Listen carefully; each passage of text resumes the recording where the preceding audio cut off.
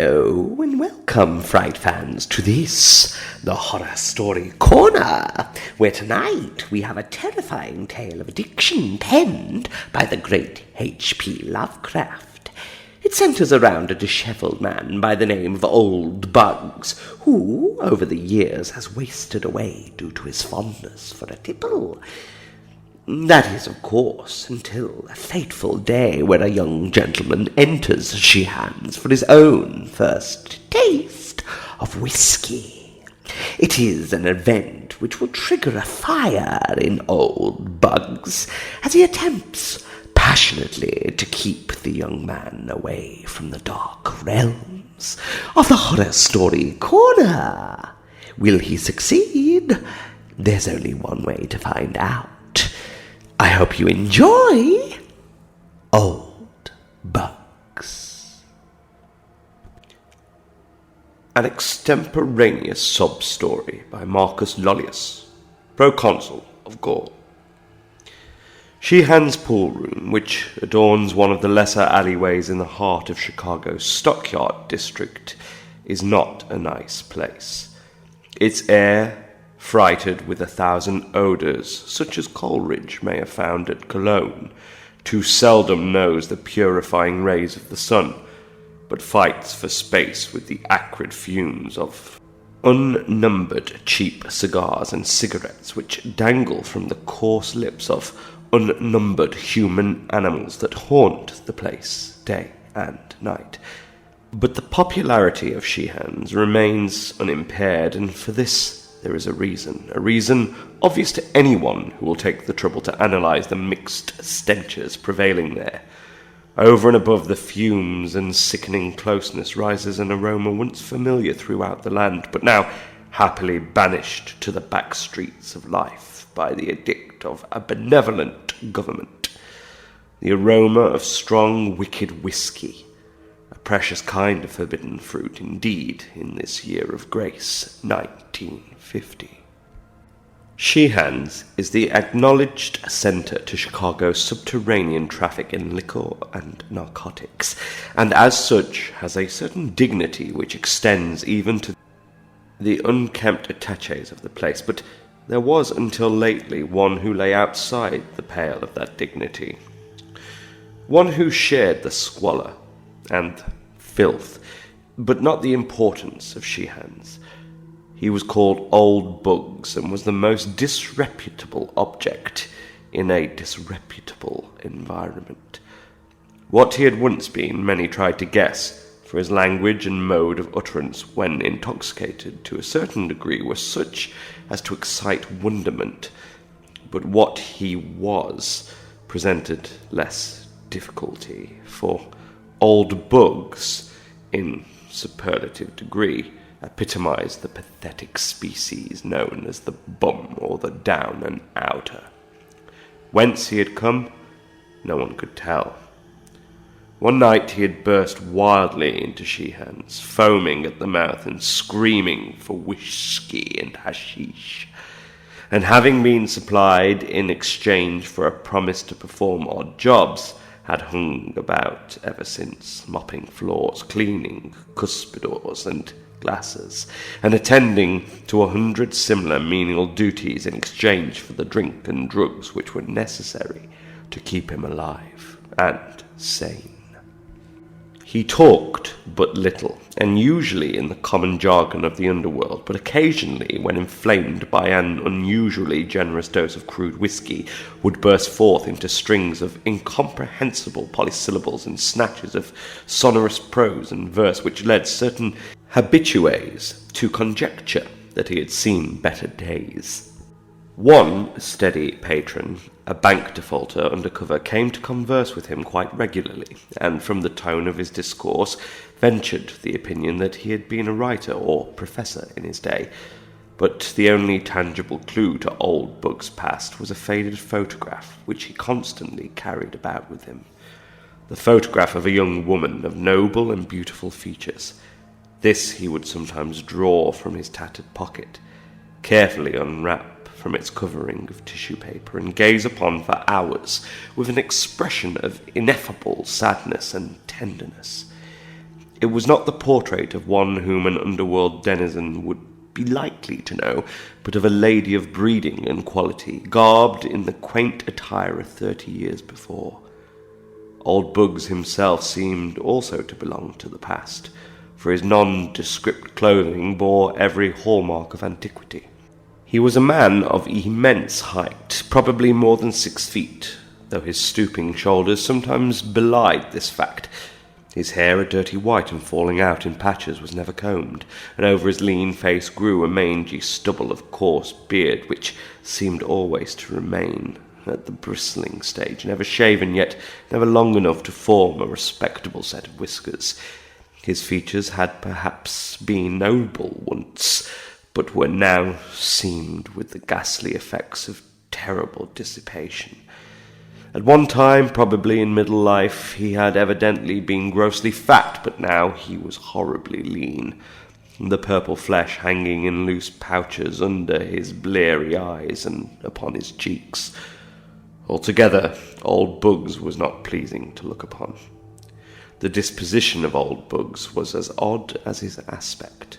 Ordinarily, he was true to the derelict type, ready to do anything for a nickel or a dose of whiskey or hashish. But at rare intervals he showed the traits which earned him his name. Then he would try to straighten up, and a certain fire would creep into his sunken eyes. His demeanour would also assume an unwonted grace, and even dignity, and the sodden creatures around him would sense something of superiority, something which made them less ready to give the usual kicks and cuffs to the poor butt and drudge.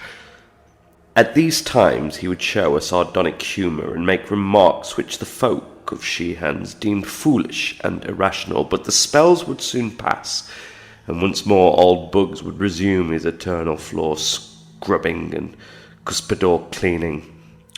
But for one thing, old Buggs would have been an ideal slave to the establishment, and that one thing was his conduct when young men were introduced for their first drink. The old man would then rise from the floor in anger and excitement, muttering threats and warnings and seeking to dissuade the novices from embarking upon their course of seeing life as it is. He would sputter and fume, exploding into sesquipedalian admonitions and strange oaths, and animated by a frightful earnestness which brought a shudder to more than one drug-racked mind in the crowded room. But after a time his alcohol-enfeebled brain would wander from the subject, and with a foolish grin he would turn once more to his mop or cleaning rag. I do not think that many of Sheehan's regular patrons will ever forget the day that young Alfred Trevor came. He was rather a fine, a rich and high-spirited youth who would go the limit in anything he undertook. At least that was the verdict of Pete Schultz, Sheehan's runner, who had come across the boy at Lawrence College in the small town of Appleton, Wisconsin. Trevor was the son of prominent parents in Appleton.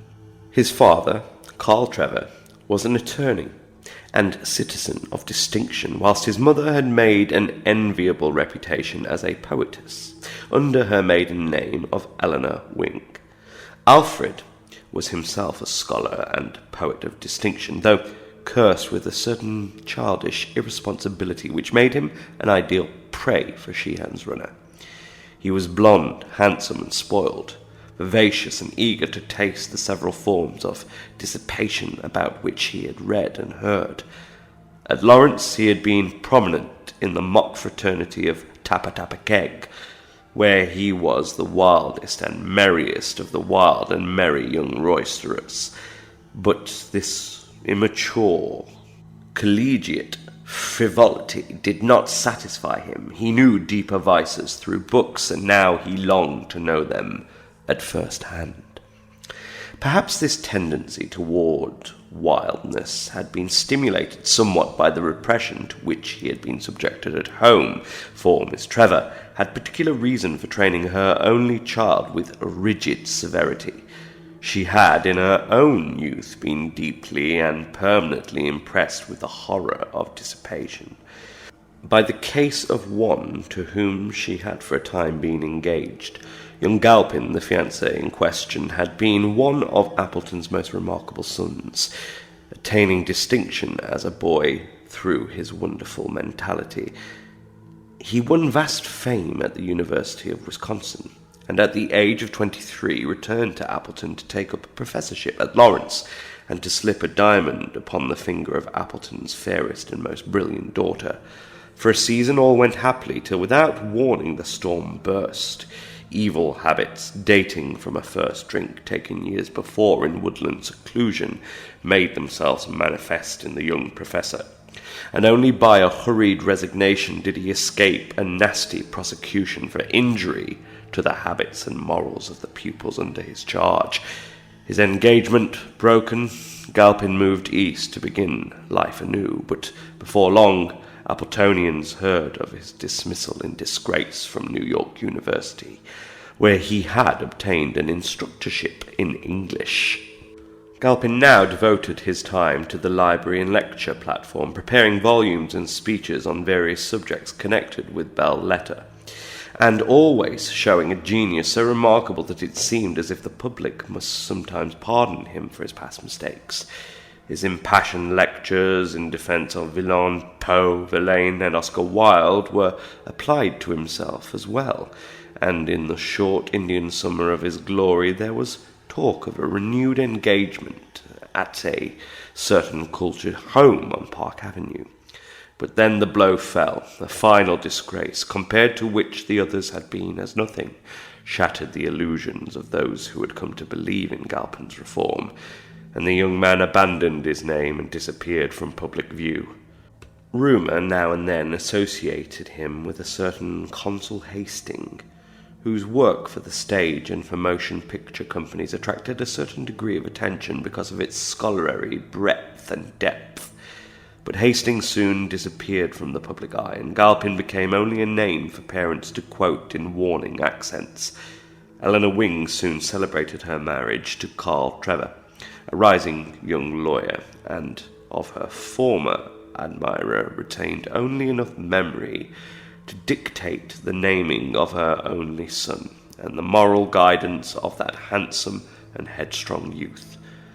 Now, in spite of all that guidance, Alfred Trevor was at Sheehan's, and about to take his first drink. "Boss!" cried Schultz, as he entered the vile-smelling room with his young victim. "Meet my friend, Al Trevor. Best little sport up at Lawrence. That's an Appleton was, some swell guy. Two's father, a big corporation lawyer up in his burg, and his mother, some literary genius. He wants to see life as she is, wants to know what the real lightning juice tastes like. So just remember, he's my friend and treat him right."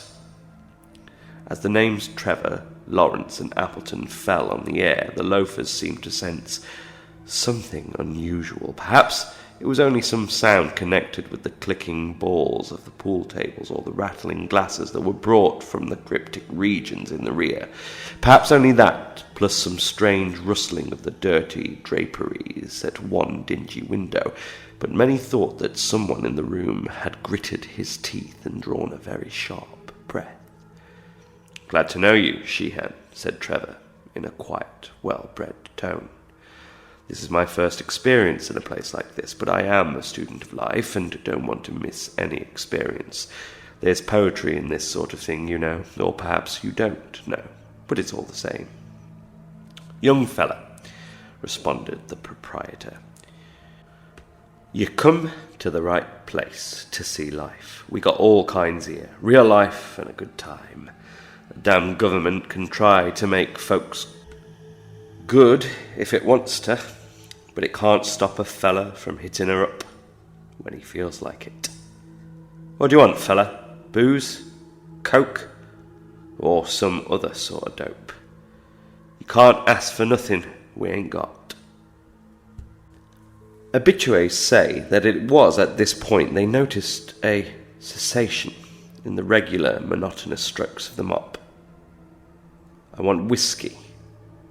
Good old-fashioned rye." exclaimed Trevor, enthusiastically. "I'll tell you, I'm good and tired of water after reading of the merry bouts fellows used to have in the good old days. I can't read an Anacreontic without watering at the mouth, and it's something a lot stronger than water that my mouth waters for." "Anacreontic? What the hell's that?" Several hangers-on looked up as the young man went slightly beyond their depth, but the bank defaulter, under cover, explained to them that Anacreon was a gay old dog who lived many years ago and wrote about the fun he had when all the world was just like Sheehan's. "Let me see, Trevor," continued the defaulter.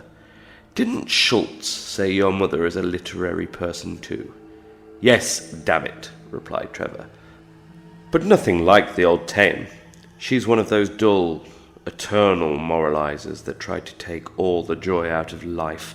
Namby-pamby sort. Ever heard of her? She writes under her maiden name of Eleanor Wing." Here it was that old Bugs dropped his mop. "Well, here's your stuff," announced Sheehan jovially, as a tray of bottles and glasses was wheeled into the room. "Good old rye, and as fiery as you can find anywheres in Chi." The youth's eyes glistened and his nostrils curled at the fumes of the brownish fluid which an attendant was pouring out for him. It repelled him horribly and revolted all his inherited delicacy. But his determination to taste life to the full remained with him, and he maintained a bold front. But before his resolution was put to the test, the unexpected intervened. Old Bugs, springing up from the crouching position in which he had hitherto been, leaped at the youth and dashed from his hands the uplifted glass, almost simultaneously attacking the tray of bottles and glasses with his mop, and scattering the contents upon the floor in a confusion of odoriferous fluid and broken bottles and tumblers. Numbers of men or things which had been men dropped to the floor and began lapping at the puddles of spilled liquor, but most remained immovable, watching the unprecedented actions of the barroom dirge and derelict. Old Bugs straightened up before the astonished Trevor, and in a mild and cultivated voice said, "Do not do this thing. I was like you once, and I did it. Now I'm like this." "What do you mean, you damned old fool?" shouted Trevor. "What do you mean by interfering with a gentleman in his pleasures?" Sheehan, now recovering from his astonishment, advanced and laid a heavy hand on the old waif's shoulder. "This is the last time for you, old bird," he exclaimed furiously. "When a gentleman wants to take a drink here, by God he shall, without you interfering. Now get the hell out of here before I kick hell out of you." But Shean had reckoned without scientific knowledge of abnormal psychology and the effects of nervous stimulus. Old Bugs, obtaining a firmer hold on his mop, began to wield it like the javelin of a Macedonian hoplite, and soon cleared a considerable space around himself, meanwhile shouting various disconnected bits of quotation, among which was prominently repeated, "The sons of Belial," blown with insolence and wine. The room became pandemonium, and men screamed and howled in fright at the sinister being they had aroused.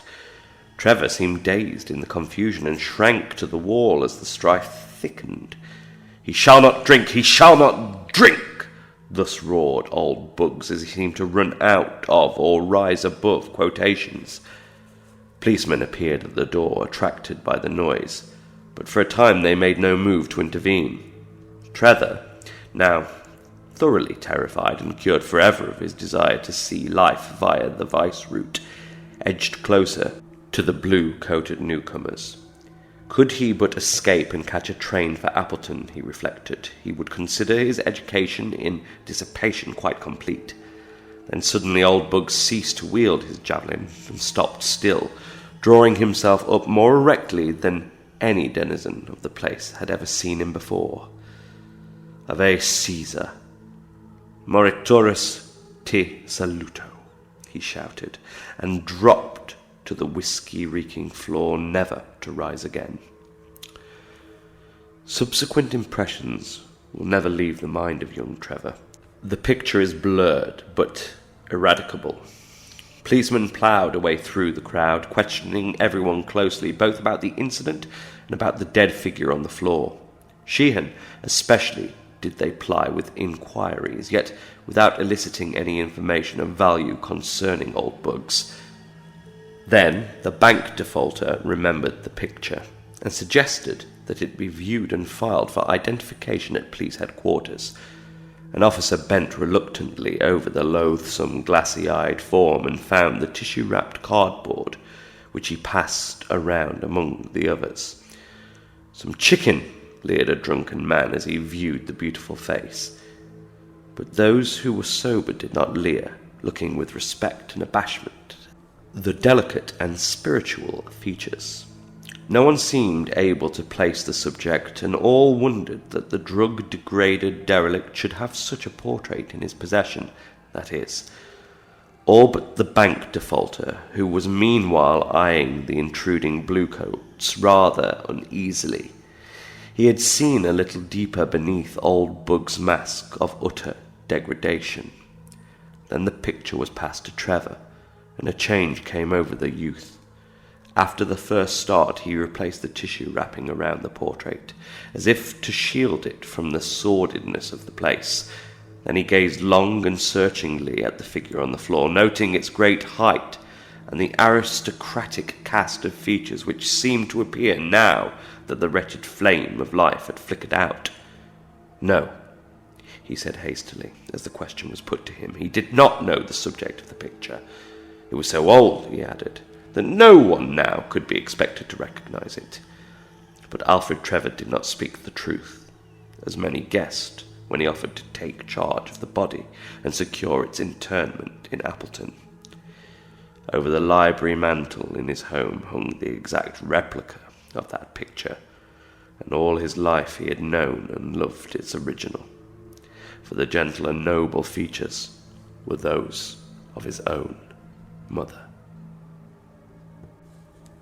Poor old Bugs. A lifetime of drinking seems to have sapped his strength. Still, he was able to save Trevor from a similar fate, and in doing so, help them both escape the nightmarish clutches of the horror story corner. Thank you for joining me, friends, and as ever, sleep well.